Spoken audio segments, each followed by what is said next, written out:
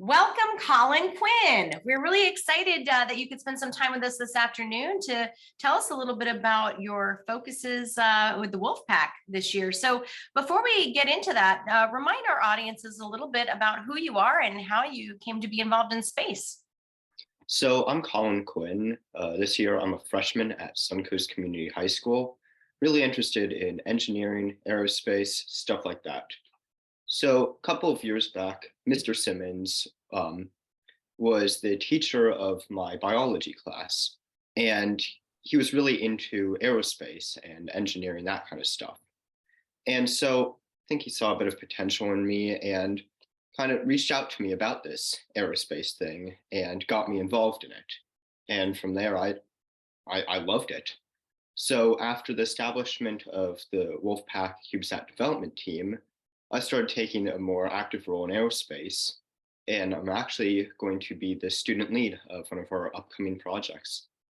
Well, let's talk about that a little bit. So you have a kind of diverse background. I've come to know you as a person who's kind of talented in many different respects. What is it that you're going to be focusing on that will help the CubeSat team out? So what I'm bringing to the team is a proposal for a new mission, Wolfsat 4, which is going to be a 3U CubeSat, which is bigger than what we have done in the past, which will hopefully be able to help out the new generation of STEM students and aerospace students and help them get their hands on with a full actual satellite.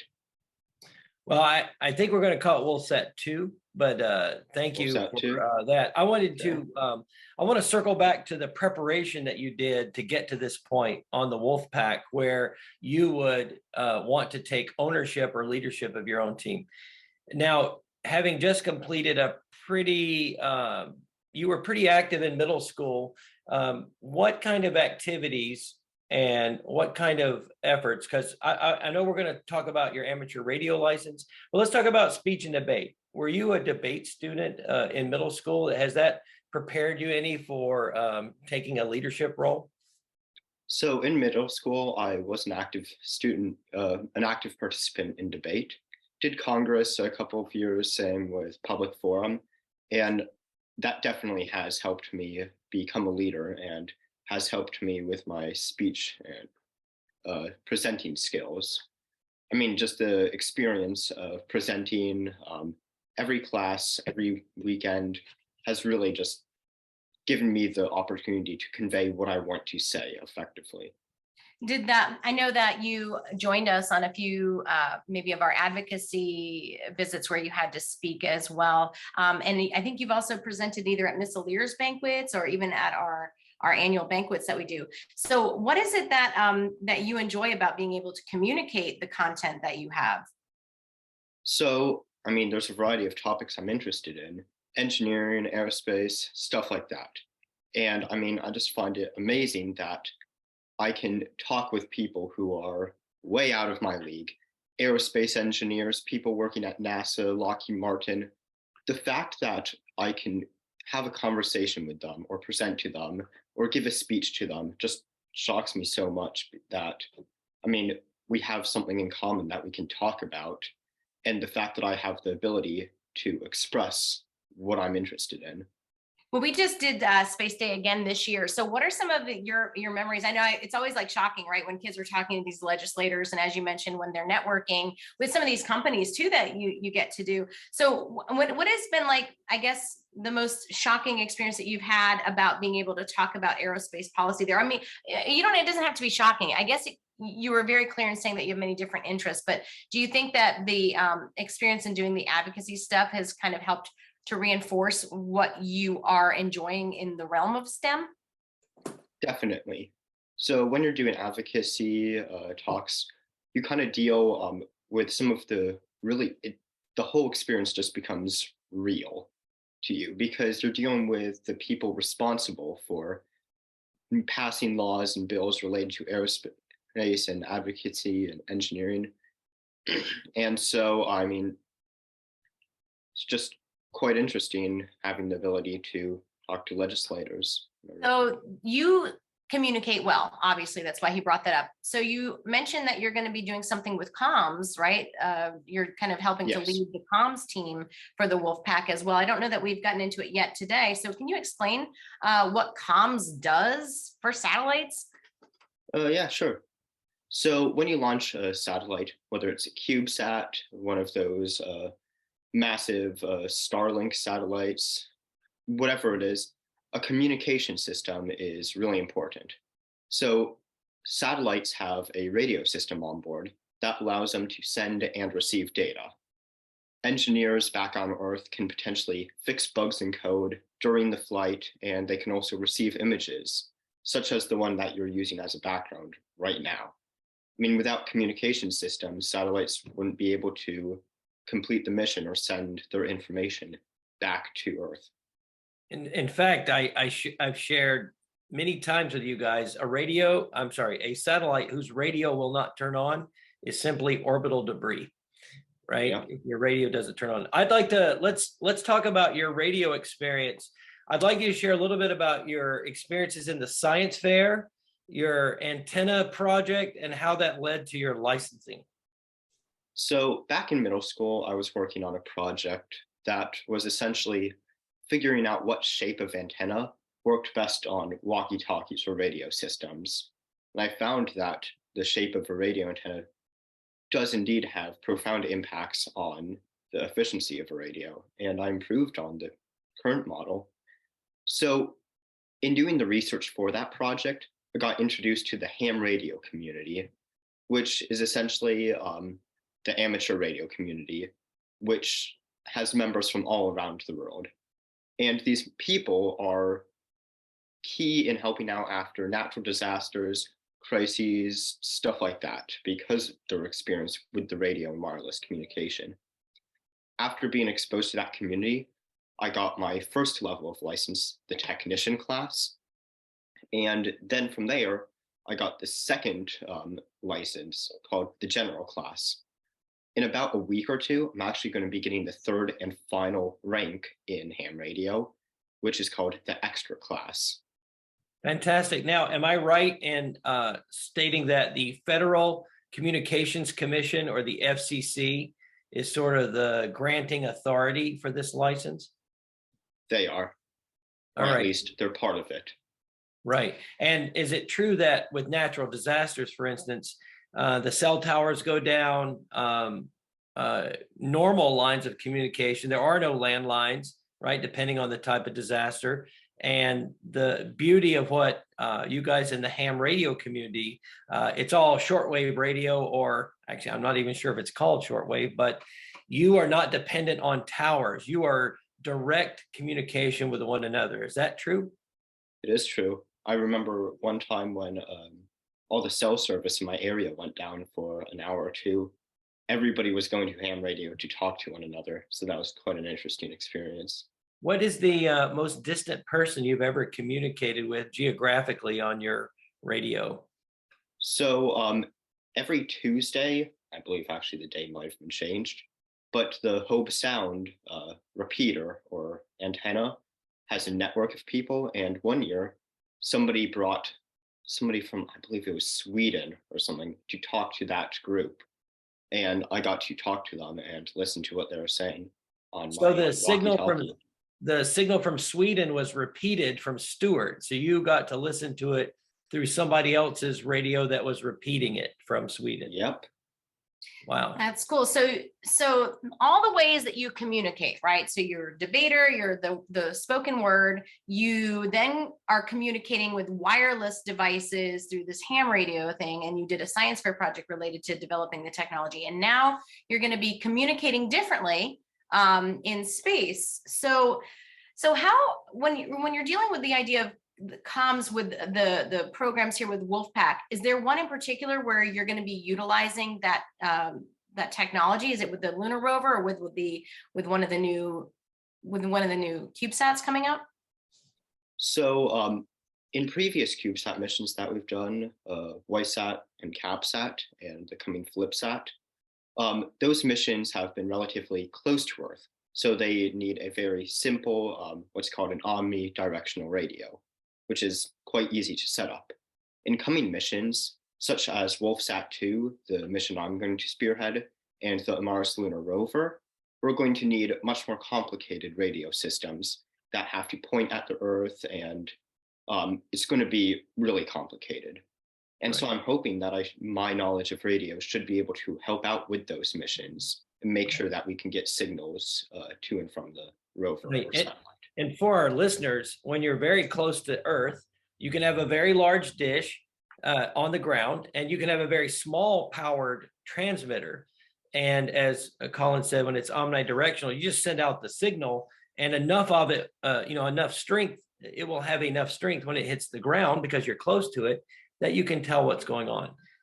We don't have the mass or power budget to have a very powerful transmitter in cislunar space where his Wolfsat 2 will go. So that's why we have to be very precise when we point and have a very, what's the right word? A directional beam. Is there better nomenclature, Colin, or am I hitting the note? I believe directional is correct.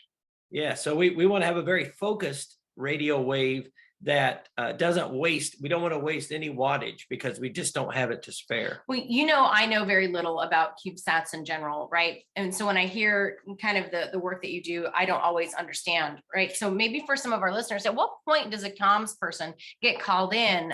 Is it in the early stages, or is it as they've started developing it? Like, at what point is someone from a team reaching out to you saying, hey, we need assistance with the communications? So as a communications person, you're kind of involved throughout almost all stages of development. I mean, the initial planning, what the mission is going to be, submitting just initial proposals of mission statements, stuff like that. Communications isn't involved, but from that point on, communications plays a heavy role in everything. The presence of communication systems dictates what subsystems you need in a satellite. It dictates what power you need, what solar panels you need, what space you have for the payload. I mean, it's essential for everything. Also, you need to secure a lot of paperwork for it. So, I mean, as soon as planning begins on where everything's going to go in the satellite, what's going to be included, communications is involved. Kevin, I know that communications and the timeline was a problem back well before COVID, and certainly with the WISeSat. And I know that there were some calls to mitigate or make less some of those restrictions. Has that happened? Yes, that's a great point. And Colin, thank you for mentioning that. This explosion of small sats and constellations, it really put a strain on the FCC, which has to issue a license, right? You do not get integrated and put on top of a rocket if you don't have a radio license for your satellite in hand. So what happened was the FCC was ill-equipped to process that large number of licenses. And we were almost, if our first CubeSat had not been delayed a little bit, we might not have been allowed to integrate. We did a podcast with that Mike Miller. Yeah, wonderful guy. Yes. And it's good that you're mentioning this. It's very, that is one of the biggest linchpins in your, student CubeSat programs. If you're doing one out there, is making sure your paperwork is squared away, so you have the least amount of delays in getting through the FCC. License. So they've reduced some of it, though, it sounds like. So the goal was, yes. And one way we got around it is because we were using, Colin has a lot of experience with the Global Star Network, and now Iridium, with one of our favorite hardware providers, Near Space Launch. One of the things they're doing is they're moving not just from Global Star, but also including Iridium. And so what they'll do is they'll add us as a node to an existing sort of network or an existing license. So we're added on to something that already exists up there because we're using, as Colin mentioned, a repeater. We're using Global Star satellites. There's about 24 of them. We use them twice, and they will repeat the signals from our CubeSat radio. And then we get the data through the Global Star ground station, which comes to us as a dashboard on the internet, which is really friendly. So is the data or the telemetry, Colin, something that the comms person has to analyze then once it comes in? Definitely. So oftentimes when data is sent from a satellite down to Earth, it's either encrypted or it's just compressed. which means that somebody has to decode it into data that us humans can understand, not just data that a computer can. And so the person in charge of comms is in charge of that encoding and the compression and that stuff. So yes, definitely they will have a hand in analyzing the data. Agreed. And in fact, that's one of the areas where there are good jobs. We actually have so much capability on orbit that we can't even send down all the zeros and ones that all of these like remote sensing satellites are collecting. And so what satellites more and more are having to do is to use these elaborate algorithms, as Colin said, to compress data and to analyze data. So you only get, maybe you only have enough bandwidth, right? The pipe is only big enough for the data to show you how something maybe has changed with respect to like a remote sensing photograph. But that's a very hot area now, is compression of data and how to get the most information in the least number of zeros and ones. Because for our listeners, our CubeSat is basically like a cardboard box that you would find a softball in. It's about 10 centimeters on a side, and our payloads typically run on a 1U CubeSat 250 milliwatts, which means you shut down your experiment before you turn on your radio, because they both can't pull power at the same time. Is that something that you're still trying to get together for the FlipSat, which I know is the one that's like the most close to being launched? Is that something that's already been accomplished with that, or are we kind of on hold with the comms part until the design is done? Well, I think I can answer that. Go ahead, Colin, you share. So FlipSat is a special case because it's going to be a hosted payload. And so there's going to be a larger satellite that FlipSat is going to be integrated in. And that company, that satellite, will be in charge, in control of supplying power to the payload and doing communications. So I believe that part. Got it. So that's a very, that's a good explanation. In this case, Theo just simply needs to hand off his data. So there's so it's a hosted payload, means that some other companies kind of responsible for all the stuff behind the scenes. Was that different from WISeSat? I know you had a lot, or CapSat rather. I know you had a lot to do with CapSat, Colin, with and its success and finally getting launched. So WISeSat and CapSat were independent CubeSats, and they were integrated into, well, the payload was integrated into what's called a fast bus, which contains the battery, communication systems, chassis, everything you need to make a satellite function. And so those satellites, CapSat and WISeSat, were free floating in space independently, not attached to any larger structure. FlipSat, on the other hand, does not have any integrated batteries, communication systems, etc. The part that we make is only the payload for a larger company to attach to their satellite. That makes sense to me now. So, and not only is it attached to near space launch troop hardware, but that hardware box is attached to what's called a ring, like an ESPA ring. And that ring will sit on top of a Falcon 9, and it'll shoot out microsats and small sats at different time intervals. And then Theo's hardware, FlipSat, will simply remain on that ring for the duration of its life. Got it. Well, I want to kind of fast forward to, you mentioned WolfSat 2, and I know that while you have this background kind of in the comms, it seems like the new proposal that you're looking to do isn't strictly comms related. It kind of has this radiation part. Do you want to share a little bit about what you're hoping to do with WolfSat 2? Yeah, sure. So I do want to preface this with, believe it or not, WolfSat 2 has everything to do with comms.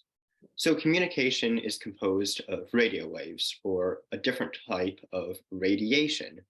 And so WolfSat 2 is also looking at radiation. In fact, the type of radiation that it's looking at, galactic cosmic rays, is a huge risk to a lot of satellites' communication systems and hardwares because of just the high energy nature of the radiation and the fact that it messes with the radio waves that we do want coming from a satellite.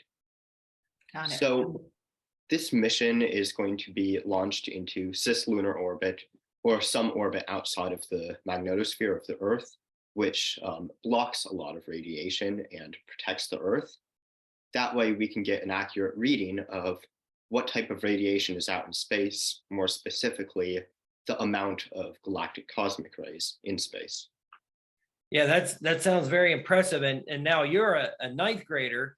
So one of the best things that we can do for you is connect you with what we call subject matter experts. And I know I introduced you to one of my friends in the Space Society, the Space Ambassadors, Mr. Larry Bartosik. He worked at Fermilab for like 10 years and frankly is one of the smartest people I've ever met. Could you share with our audience maybe a little bit what it was like having conversations with Mr. Bartosik? So Mr. Bartosik, very smart dude, basically. He's a particle physicist, or he deals with a lot of subatomic particles. And so, I mean, I can't even wrap my head around the stuff he's I doing. feel like it's Ant-Man. I feel like I just saw this movie. So the stuff he works with are the particles that are even smaller than atoms. And we're not talking about just electrons here. We're talking about the particles that make up protons and neutrons and all of that kind of stuff. And so there's special properties within atoms that we don't fully understand yet. And a lot of those properties have to do with radiation and what makes computers work and what makes satellites be able to send information.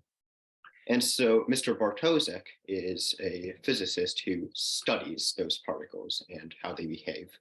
What was he easy for you to speak with, and did you enjoy your conversations with him? So he kind of gave me the drinking from a fire hose experience, just because there's so much ground to cover. He did an excellent job actually explaining the subject matter for how complicated it was. Is And that I definitely applying? feel like Well, is got a lot the out of it. information that he shared with you, is it like designed to give you some background for your CubeSat, like to understand the radiation parts, or? Definitely. So the information that he gave me helped me understand just what I was dealing with better, and actually helped me completely redesign the payload that I had in mind.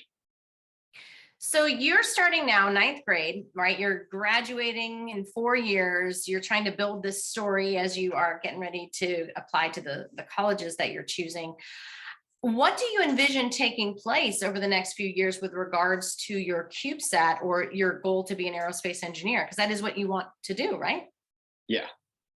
So right now, the school that I'm going to, Suncoast, doesn't exactly have the best aerospace program. And I'm looking at it and I'm thinking, hey, there's something I could do here. I mean, a lot of people are interested in space. Space is cool. Let's just put it out there. I find that it would be a great opportunity for me to start a new club and invite people into the club. And hopefully I could integrate that club with the Wolfpack and hopefully get some kids some hands-on experience with satellites and policy and advocacy and help them pave the way for a future in aerospace. Yeah, I know Theo tried to do that too. So obviously there's some interest there at your school, but probably some challenges. Have you kind of figured out how you can take on some of those challenges and kind of meet them differently so that it is successful? Because I know you're going to need that, right? If you're going to be building a satellite, you're going to need a team of people that you can be working with regularly as well. So yes. What are some of the obstacles that you're going to have to maybe overcome as you start your own club there? So I feel like the main issue with the previous attempts to establish an aerospace club at Suncoast is the fact that a lot of these clubs haven't really tried to get a permanent club set up or get a bunch of kids who are really dedicated to what they're doing. I mean, they set up clubs and then they just kind of not really do too Right, much. it's like in name only. The idea sounds cool, Yeah. but they don't have So, a setup. What I want to do is I want to make a club where I can actually bring in some subject matter experts, maybe have a talk every other lesson, and potentially see who's really into aerospace and who's willing to do a lot of work. So that way I can kind of get a group of students who want to build satellites and are willing to and have the drive to put their time and energy into something in order to see it to completion. That's tough, right? Because you're at a very rigorous school. You're at a school where the workload is challenging and certainly will be rewarding for you. But I imagine to find people who like you also then have the time. How do you manage your busy workload? Because you're stretched pretty thin. I mean, it's definitely a lot. I mean, I'm hearing stories of kids pulling all-nighters and stuff, but best thing you can do is kind of just make sure you get a good sleep schedule. Sleep is important. A lot of kids neglect it. I mean, just establish a bedtime and commit to it. That way you kind of set up a schedule for your night. And that way you kind of establish for yourself, get work done before this time. Right. And believe it or not, the older you get, the more important that becomes. I don't get very creative after about 11 a.m. It's becomes grinder. 11 a.m. or 11 p.m.? No, 11 a.m. I have to get all my good work done by 11 a.m. I'm actually a morning person as well. Like I have to shut down at like 6. I'm done talking to people. There's two kinds of work. There's grinder work, and then there's I've got to be creative work. And I have to do my creative stuff early when I'm rested, like you said. All right. So 4 years from now, we're going to be watching, 3 years from now, we're going to be watching Colin get set to graduate. What is your you're going to be an aerospace engineer. You are going to tell that story and you're going to have launched by then. Do you think it'll take that full time to get the Wolfsat 2 to fruition? That's definitely hard to say. I mean, Wolfsat 2 will be our greatest undertaking yet. I mean, it's going to be a 3U CubeSat. I mean, all previous satellites we've done have been 1Us. Additionally, we're going to need a more complicated radio. We're going to need an attitude control system, which is a system we haven't used before. I feel like I need an attitude control system. Well, it's not only that, it's attitude detection, attitude control. It's ADAX. We have to know where we're pointing and then point where we need to. So you've made a list, probably almost like a Gantt chart of all the things that you're going to have to get done. What's your next step? Like, what's the next step on getting this thing to fruition? So I feel like the next step right now is definitely reaching out to more professionals, see what they need to say, and establishing a team of students who are willing to work on this. I mean, a team's everything when it comes to these satellites. You can't just do this alone. So design sounds like you haven't started the design of it yet? Yes. Right. We have not started the design. Yeah. So some of the subsystems are pretty well known, identified. It'll be like selecting which ADAX he wants or which radio. The good thing though is that 2 universities closest to us geographically, Florida Tech in Melbourne and FAU in Boca, they one has a strong satellite program and the other is pivoting to a small satellite program. So you are at the right place at the right time to, as you said, make connections, build your network of expertise, and get some partners with you as well. Well, and I'm thinking too, as we're about to close, I'm also thinking that you can use those debate skills, right? You can create a campaign.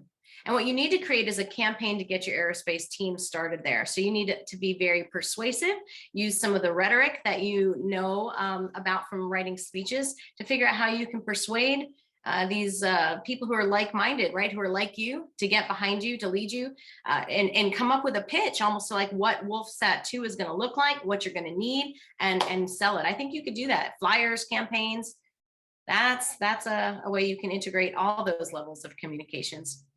So as we do come to a close, if there were students who were thinking, man, I want to do like what Colin's doing, how in the world do I come up with an idea that I like and see it through for my entire high school? Because really work like that does take time, right? It doesn't happen overnight. So what would you say to those students who might be listening going, I don't even know where to begin? So the easiest way to come up with an idea for something is just choose a topic you like. In my case, I like radios. And I just researched into radios, maybe did a science fair project on radios, talked to an expert on radios, reached out to people about radios. And before long, it evolved into this whole new world of radiation and communications and satellites and everything. And I mean, just my interest in radios is what sparked this whole Wolfsat 2 business. That's pretty impressive. I think we try to tell students all the time, right? Like when you have this idea, then you can break it down into many different parts and you can kind of, I don't want to say the word capitalize, but it is that for all these different areas on your resume that you're able to write papers about, to do proposals, etc. So it's good that you thought about that. And it's even better that you're just now in 9th grade. So all that great work you did in middle school has prepared you to move, I think, at a more exponential rate than you would have done otherwise. You already have a lot of background under your belt. So congratulations to you. That's exciting. Yes, you're exactly the kind of vanguard kid we want in the Wolfpack chasing down a dream, and we'll try to enable and try to, you know, set you up for the most success. And thanks for spending some time with us today, Colin. Really enjoyed the conversation. My pleasure.